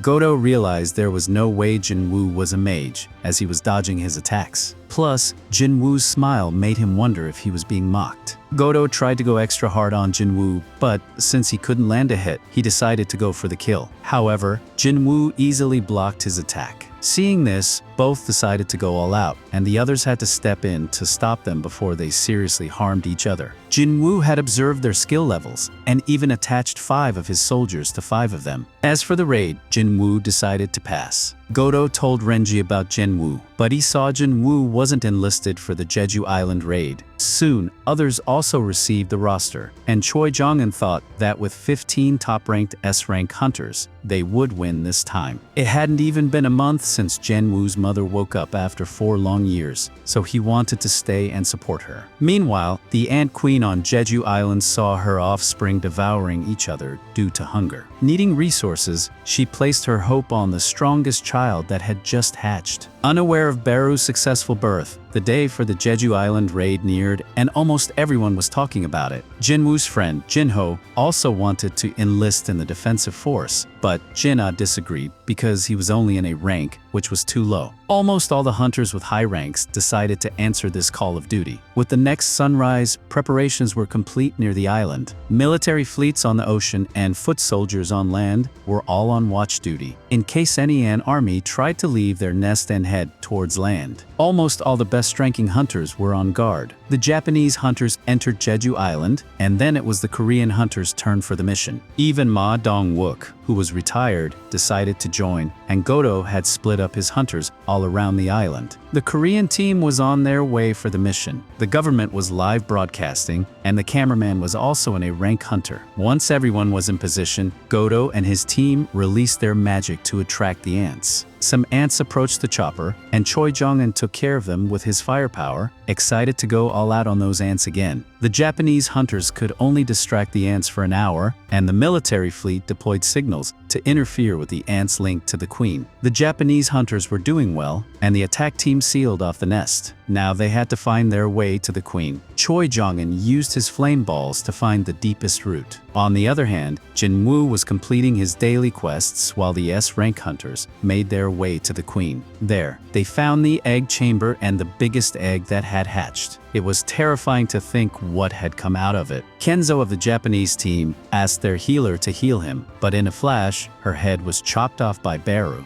They'd wish they were never born. The healer girl started bleeding from her head, and the two guys froze in pure terror. Kenzo barely saw a blur before trying to strike, but it was too late. His head was already gone. Nerd Boy looked like he was about to have a heart attack and swung his sword in desperation. But let's be real, if heads aren't flying, it's not solo leveling. Meanwhile, the rest of the squad was still deep inside the nest, fighting off ants. Even though these ants had the strength of rank S hunters, they were still monsters, predictable. Cha-Han stabbed straight through one like a hot knife through butter. She noticed their shells were tougher, but was glad there weren't too many. Min Byung-gu reassured them that he'd protect everyone if more showed up. Yeah, that's cute. Baek Yoon-ho tried to tease him for acting tough, but then embarrassed himself by forgetting to crush the ant's head. The thing just got back up. That's when they realized it was only going to get harder from here. Suddenly, Cha caught the scent of something powerful. Baek used his tiger eyes to scan the cave, and that's when he saw her, the queen, surrounded by thousands of royal guards. He gave them a proper anime-style hype speech, prepping them for what was ahead. Outside, the rest of the Japanese hunters finally arrived, but their three teammates were nowhere to be found. Robin Hood spotted Nerd Boy's glasses on the ground and went pale at the sight of all that blood. Then, out of nowhere, Kay collapsed, unable to breathe under the pressure of the overwhelming aura of death. Panicking, he froze the entire area, accidentally trapping himself like he was auditioning to be Elsa. Baru just walked through the ice like it was nothing, shattering everything in his path. Back in the city, the masked coward and gangster girl still couldn't contact their team. But there was no time to panic. A full-blown ant tsunami was charging toward them. Inside the nest, the crew finally reached the queen's chamber. With over 50,000 enemies waiting, they had to meet that energy. The healer buffed everyone up, making them even more overpowered. Lim Tae-jeou, aka Dongwook, transformed into a gorilla, staring the queen down like, "I'm your problem." Choi Jong-un flooded the nest with flames, setting ants ablaze left and right. Then, just to flex, he summoned a giant fire dragon and launched it at them. But the larger ants walked out completely unharmed. Time for Baek to go wild. He entered full beast mode, slamming ants into the walls with a crazed grin. This was his true form, the one even nightmares avoid. Meanwhile, the cameraman was grinding for views, risking his life for the best shot. His boss called in, shouting, "We've got 80% of the audience locked in. Get a better angle." The healer snapped back, "Shut up if you don't want to be ant food." Across the nation, everyone was glued to their screens, TVs, billboards, phones, watching this total massacre unfold. Lim Tae-jeou loaded his shield with a swarm of ants, then blasted them all away.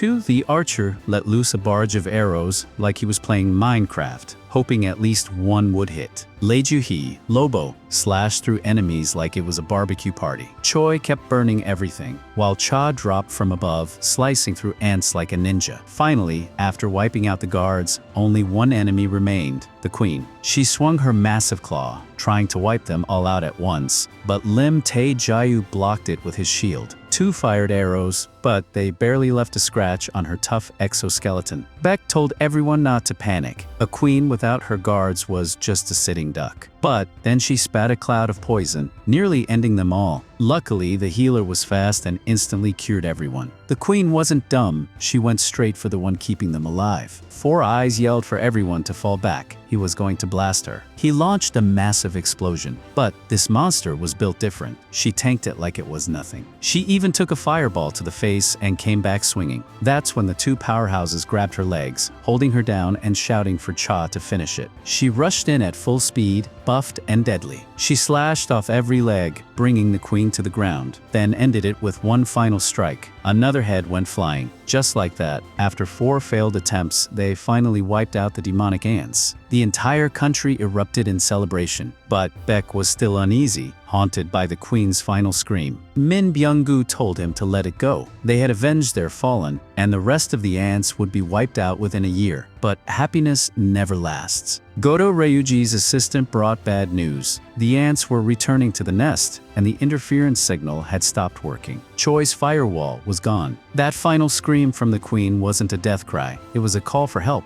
And weak ants couldn't have broken the barrier. That could only mean one thing. Something worse was coming. The monster, the machine, the walking nightmare. Baru, a pitch-black ant that radiated pure terror the moment it stepped out. The moment Cha-Han felt its aura, she nearly collapsed from sheer dread. Lim Tae-jayu tried to attack first, but before he could even move, half his body was already torn apart. And the worst part, Baru didn't even acknowledge them. He calmly walked past, heading straight for the queen's corpse. Then he did the unthinkable. He devoured his own mother. Letting out a roar filled with pure rage, Baru turned around, murder in his eyes. In the blink of an eye, he appeared behind Cha and smashed her into the wall so hard, she nearly became part of it. Lim transformed to fight, but one flick from Baru's claw shattered his arm. He was tossed aside like a broken doll. Even Baek Yoon-ho, in full beast mode, was completely outmatched. Choi Jong-in tried to cast a spell, but before he could finish, Baru slashed his chest open. Tu fired an arrow, but Baru caught it midair and hurled it right back. Lim barely survived thanks to the rank S healer. Bae Yoon-seok was hiding using stealth, swearing he wouldn't let anyone die while he was there. Yeah, about that. Baru grabbed him by the leg and swung him like a ragdoll. Lim lost consciousness, and even the camouflaged healer couldn't escape.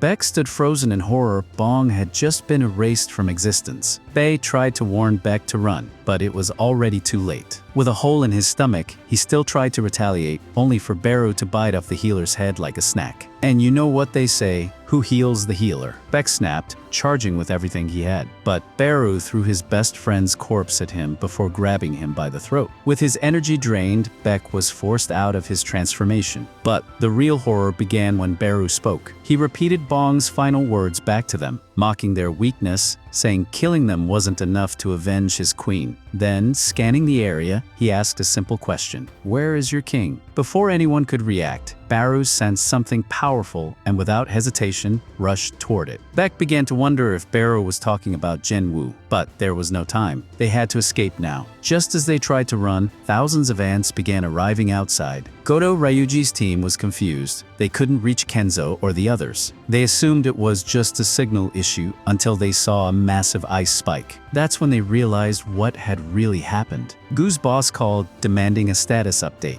Godo coldly dropped the bomb. There had been casualties. His boss didn't flinch. He had already sent the Japanese team to handle the weaker ants, leaving the Koreans to deal with the real nightmare. And as long as Ryuji Godo was alive, he didn't care. Then, these two scumbags started celebrating. Back in the nest, the Koreans had a 0% survival rate. Japan was on the verge of becoming the world's strongest nation, wiping out an entire elite military force and claiming all the glory for clearing an S-rank dungeon. So, that piece of trash ordered Godo's team to retreat and rendezvous with the others. Of course, Big Bad Baru wasn't about to let them escape. He slashed at the traitors. Godo barely blocked it, but Aisada, she didn't make it. The boss told the other one to run, saying he'd only slow him down. That's when Baru asked, "Are you the king?" Godo froze. The monster could talk, but he quickly pulled himself together and claimed, "Yes, I'm the king." That's when Baru unleashed an aura so terrifying. For a moment, Godo thought he was facing Jin Wu himself. Meanwhile, inside the nest, things were going from bad to worse. The ants kept swarming. Baek yelled for Choi to boost the flames, but poor Choi was completely drained. Everyone was injured, barely standing. They started accepting that this was the end. Then, just before they were wiped out, Jin Woo's shadow soldiers exploded onto the scene like something out of a horror movie. Baek had no clue what was happening. But then, standing tall atop a building like an absolute legend, Sung Jin-Woo had arrived. Using shadow exchange, he teleported straight into the battlefield. Our guy, the protagonist, always shows up at the perfect moment. Could he have come a little earlier? Yeah, probably. But hey, better late than never. He teleported straight into the battlefield. Our cameraman had no idea what was going on, and the hunters were even more lost. Igris came in swinging that oversized sword like a damn Beyblade. Iron was smashing bugs like they owed him rent. Tusk was out there turning insects into ground beef. Just like that, the real boss of this dungeon had arrived. The squad stood there completely baffled while Four Eyes tried to process what Jin Wu was even doing there. None of them had realized yet. This dude wasn't a random ally, he was the general of this cracked army. Back in the city, Jin-Ah and Mr. Song were confused why the broadcast cut out so suddenly. At the Hunter Association, the president and inspector were sweating bullets, wondering what had happened to their elite squad. Over at the network station, they were straight up losing viewers. They'd cut the footage to avoid broadcasting the hunters getting completely wrecked. The boss tried calling the cameraman. No signal. Jin Wu gave the order. Iron, use taunt. Boom. Every ant in the area locked onto Iron like he just insulted their queen. He and Igris went on a bug-squashing spree, while Tusk popped a magic shield over the confused and injured hunters. Baek Yoon-ho started firing off questions like it was a press conference, but Jin Wu just hit him with, "Hold up.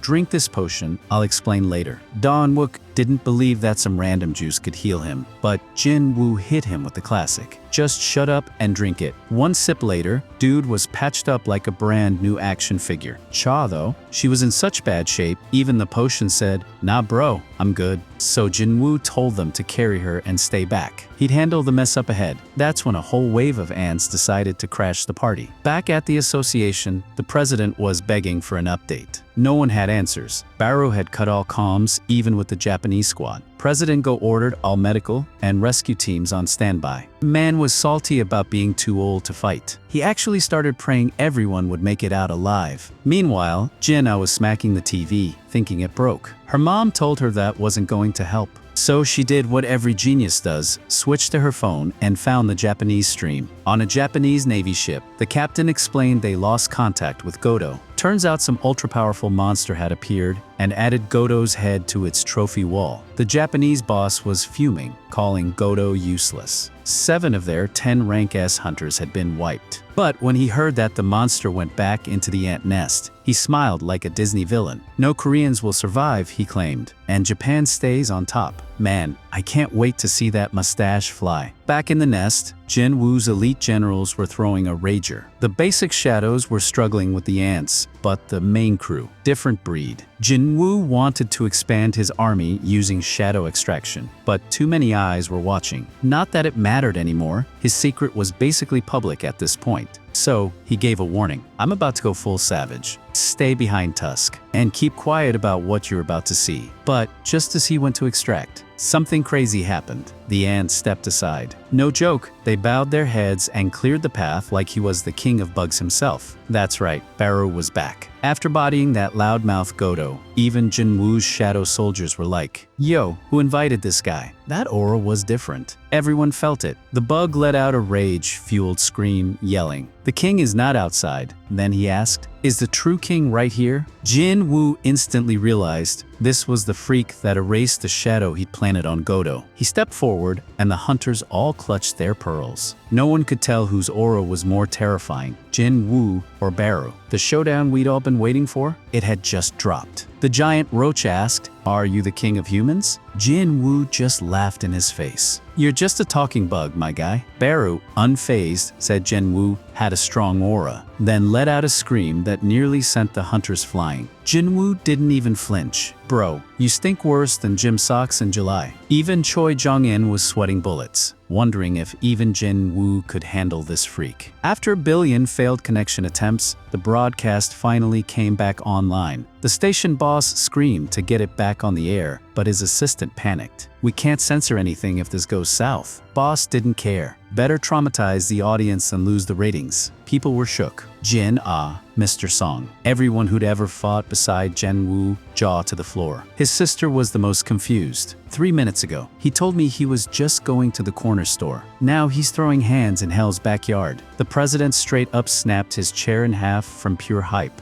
Guile was like, wait, how did he even get to Jeju? But nobody cared anymore. Everything was riding on Jin Wu. Baru launched a killer right hook, and Choi couldn't help but ask why a mage was even up close like that. Baru scoffed. Too weak to be a king, he said, until Jin Wu didn't even flinch. That's when his expression changed. Jin Wu activated Dominator's touch and slammed Baru into the ground like he was dunking trash into a dumpster, then followed up with a meteor punch. Baru dodged last second, but the heat was real. Don Wook turned to Beck like, bro, is he really a mage? At this point, nobody knew anymore. Baru came back swinging with the force of Thor's hammer, but Jin Wu blocked it like it was a love tap. The poor cameraman, just a rank A, was struggling to even stand as the real fight popped off. Jin Wu and Baru were trading hands like they'd had beef since kindergarten. Then, boom, Jin Wu landed a punch so nasty it launched Baru 10 blocks away. Baru was mid-air like, what in the flying hell is this human? He charged back, but Jin Wu countered in mid-air, nailing him right in the snout. Blood sprayed like Sanji spotting Nami in a bikini. Baru wasn't playing anymore. One scratch, boom, he injected venom so strong it could drop a rhino. That poison? It's game over, he flexed, mandibles flaring. But just before the lights went out, Jin Wu grabbed his wrist and dropped a punch so god tier it cracked Baru's armor and yeeted him into the wall. Four Eyes was in full shock mode. Jin Wu shouldn't have even been able to move. But Beck had seen enough weirdness to not even blink. Jin Wu wiped the blood from his mouth. So that's your ace, huh? Then, in seconds, the system purged every drop of poison from his body. He looked at Cha, still fading fast, and said, I have to end this now, or she won't make it. He launched a brutal kick. Baru dodged like a pro this time. Realizing nothing was working, the bug activated his final form. His exoskeleton started evolving. This man went full Digimon. Now, he was 5,000 times more unkillable. Jin Wu summoned his demon monarch daggers, crackling with dark lightning like they just dropped from a boss chest. He went to slash, but Baru blocked it effortlessly, like parrying a tutorial mob. They were back to throwing hands, a flurry of blows so fast it looked like Dragon Ball on 2x speed. This wasn't a sparring match. This was blink and your head's on the floor type combat. Baru summoned ice spikes, probably looted from that Japanese rank S who got deleted earlier. Suddenly, they're fighting mid-air, rocks crashing down like the arena hit blender mode. Baru realized something terrifying. Jin Wu's speed wasn't just matching his, it was surpassing it. The man was downloading his moveset in real time. They clashed so fast it broke physics. Even slow-mo couldn't keep up. Then Jin Wu broke through his guard and unloaded a flurry of gut punches. He dual-wielded those daggers like a blender on steroids, slicing Baru like he owed rent. But Baru wasn't done yet. He slammed Jin Wu into the ground and went for the eye-piercing finisher. Right before it connected, Jin Wu's skill evolved. Fatal Strike became Mutilation, and my dude turned that bug into shredded lettuce. He moved so fast, even Baru couldn't keep up. The bug tried to regenerate behind a wall of ice, but Jin Wu had murder in his eyes. For the first time, that arrogant insect felt true fear. Jin Wu drop-kicked him in the gut, shattering his body like a glass piñata. Baru, looking like he just fell down an elevator shaft, tried to call for backup like a sore loser. Too bad, he's not the only one with a squad. Jin Wu's shadow generals rolled up, ready to exterminate every last crusty bug in sight. Even Kaizel pulled up like the final boss of a gacha banner. Orcs smashed through the swarm, and Tusk dropped a fireball that tore open the nest like a can of soda. Baru was panicking. None of this makes sense, he screeched. Wasn't I supposed to be the GOAT? Why did this dude in black jeans and a hoodie feel like the final boss? Baru tried to fly away, but Jin Wu grabbed him like a claw machine and dropped him to his knees before the true king. No speeches, no mercy. Another mutilation. GG. Jin Wu leveled up 5 times on the spot. All the ants panicked, running like roaches when the lights flick on. The hunters? They couldn't believe it. They'd actually won. But Jin Wu wasn't celebrating. He was already sprinting toward Cha, who looked one breath away from logging out permanently. They told him to wait for a chopper. He said she wouldn't make it, So, he pulled out his last resort. The life elixir that once saved Jin Woo's mother from a terminal illness was his last hope to save Cha Han. But even that wasn't enough. She didn't respond, crushed. Jin Wu had tried everything, and nothing worked. Just when all hope seemed lost, he remembered something huge. He ordered the cameraman to shut off the feed before he turned the lens into glitter, and right then, Tusk showed up dragging Min Byung-goo's lifeless body like it was just another Tuesday. Baek Yoon-ho was already losing it, like, bro, what the hell are you doing? But Jin Wu shut him down. No time for drama. He walked over to Byung-gu and hit him with her eyes, waking him from what looked like the deepest nap in history. That's when the hunters finally realized the truth. Jin Wu could control the dead like a Pokemon trainer with DLC. Byung-gu walked straight over to Cha and cast a full-blown resurrection spell, healing her instantly. Jin Wu could tell Byung-gu had a good heart. He didn't need orders. He just knew what to do. Choi Jong-in was sweating bullets, realizing how impossible it would be to ever face Jin Wu.